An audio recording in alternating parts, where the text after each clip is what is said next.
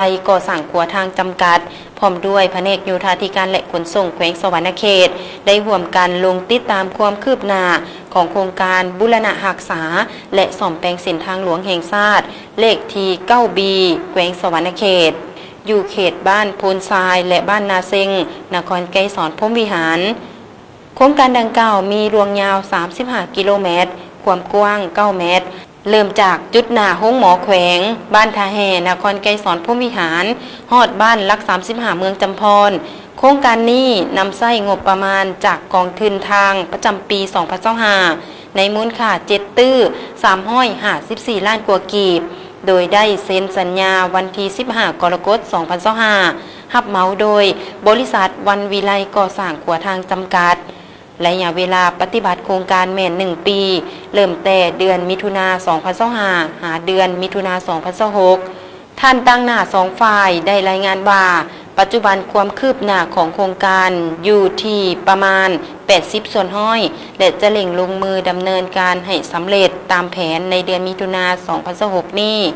สำหรับหน้าเวียกที่ได้ดำเนินการผ่านมานั้นประกอบมี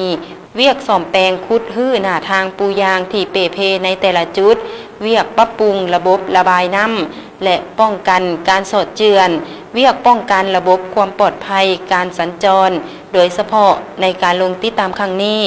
ทีมงานได้ดำเนินการลงยางกันซึมเพื่อเตรียมความพร้อมสำหรับการปูยางสั้น1และสั้น2ในอีก3 วันข้างหน้าตามหลักการจุดที่คณะรับผิดชอบโครงการลงติดตามแม่นเขตบ้านโพนทรายและบ้านนาเซงนครไกรสอนพรหมวิหารทั้งนี้ก็เพื่อให้บรรดาหน้าเวียกของโครงการสำเร็จตามแผนแน่ใส่อำนวยความสะดวกในการไปมาโดยเฉพาะเขตเส้นทางหลวงแห่งชาติ9 B ในเขตเทศบาลแขวงดังท่านหงทองจำปาศรีมาลีคณะโครงการซ่อมแปลงทางหลวงแห่งชาติ9 B ให้สัมภาษณ์ต่อผู้สื่อข่าวเจ้าเข้าหงทองจำปาศรีมาลีเนาะจากมาคณะโครงการกองทางหลวงแห่งชาติประจำเขตสวรรณเขตเส้นทาง9 Bเป็นเส้นทางมันอยู่อย่าง2 ชั้นซึ่งเริ่มจากบ้านท่าแฮนครไกรสอนหาบ้านรัก35เมืองจำพรรวงยาวทั้งหมด35 กิโลเมตรร่วง9 เมตรแม่นโครงการงบประมาณของทุนทางประจำปี2025ซึ่งเซ็นสัญญากันวันที่15 กรกฎาคมปี2025ระยะเวลาก่อสร้างมัน1 ปี